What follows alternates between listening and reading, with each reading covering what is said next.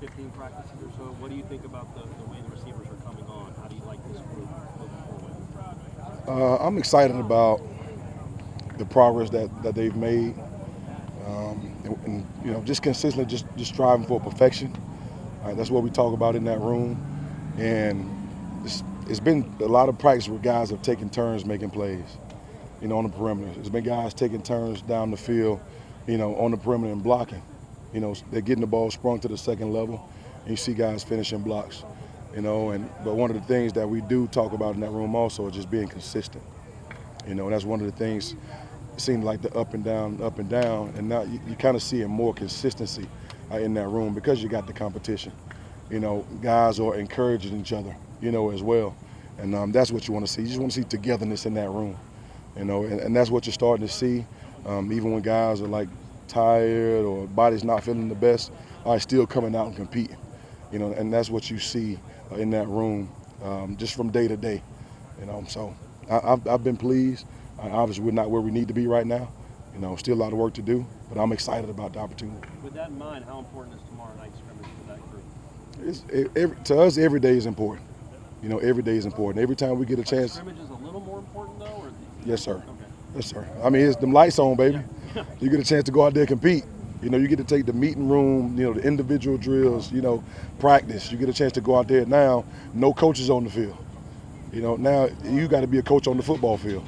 You got to communicate with your teammates. I got to get the right alignment, the splits, route depth, those different things. So now just getting the chance to go out there and show what you've learned, all right, and apply what you've learned. And just we want to see application. What do you credit Johnny Wilson's progression to since his arrival, as he's just developed over these last 8-9 months? The he's been very coachable. I've been hard on him. Just get him to play to his size, and he's done that. I mean, he's gone out every day and worked. Like never complains, never takes a rep off. When he's out there, he's working. So I think the growth of the group, just the mindset and the togetherness, and giving him the confidence because he's caught the ball well over the past week. Also, so I think the confidence in that room and the togetherness in that room has helped him. All right, and he understands I don't just have to come in and I got to be the guy. I got to earn, what I want. And that's what he's been doing. You talked about the consistency a minute ago. Is that kind of the biggest area of growth for this unit compared to last year? Well, I think the area of growth, I think so. Just them knowing that, okay, we had a really good practice today.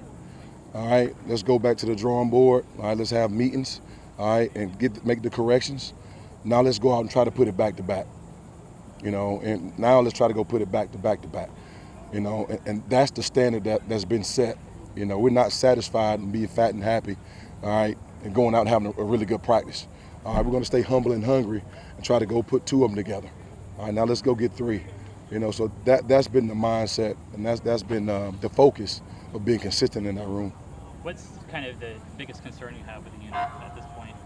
Obviously not a finished product yet. Mm-hmm. Being consistent. You hear me talk about it all the time. I mean, because we've got so many explosive plays throughout the camp, so many really good blocks on the perimeter, but we've missed some as well. We had a chance to go up and high point the ball down here in the end zone, and didn't get a chance to take advantage of it. So just taking advantage of every rep, because every rep is a game day rep, and that's the mentality that we have. And I'm excited about it, but I can't wait for these guys to get a chance to go out and play against a different jersey. When you talk about consistency, would you say Micah has been one of the more consistent guys, and how would you just kind of assess how he's done in his preseason? Well, Micah's he's been a work in progress. Just more of the details in the assignments. All right, because as far as catching the ball early on, he's kind of had a couple of drops. He's been more consistent now with catching the football, just trying to get him to catch the ball away from his body, especially when defenders are on you, and then as well just playing under control, just the body control with Micah, and that's what you see on film. That's what you see out here, just playing under control, playing underneath yourself, and finishing. But I'm excited about Micah. He's taking the coaching, he's taking pride in everything that he does, and he's been a really good teammate. It seems like Malik and Kentron have both had moments here the last week or so where they played really well. How much do Johnny, Deuce, Micah raise their level of play? If they're going to get on the field, they got to raise their level Right. of play. And I think from what Kentron has done this past week, maybe week and really he's had a good camp. And Malik as well. You know, when you see guys making plays or blocks on the perimeter, it's contagious. You know, and other guys, they want to do the same thing. You know, they want to get praise in the meeting rooms, you know, when they see another guy make a play out on the perimeter.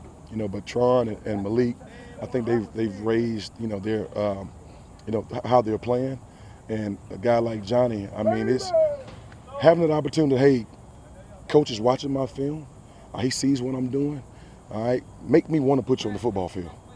And that's what those guys are doing. You know, that's why you may see Kentron not only playing outside, he's played, you know, a little bit inside for us now. You know, because he's earned the right to be on the football field, you know, at some point in time. You know, so I'm excited about those guys. And, you know, I'm proud of them. You know, like I said before, we just got to, you know, be a consistent group, you know. And I tell them this, one week you may catch 10 balls. The next week you may not catch any. You know, but are you going to be excited for your teammate? You know, there's only one ball out there. And we got to be the most selfless position group on this team. You know, and that's what we're training our minds to be, selfless. You know, also when it comes to, you know, getting to the season. You say it's been the biggest difference with Malik since the spring. It seems like he's flashed a lot more this preseason. Johnny Wilson. You know, once you get competition, that you're going to raise that bar and raise the standard and how you come out, all right, and your mentality when you come out to practice every day.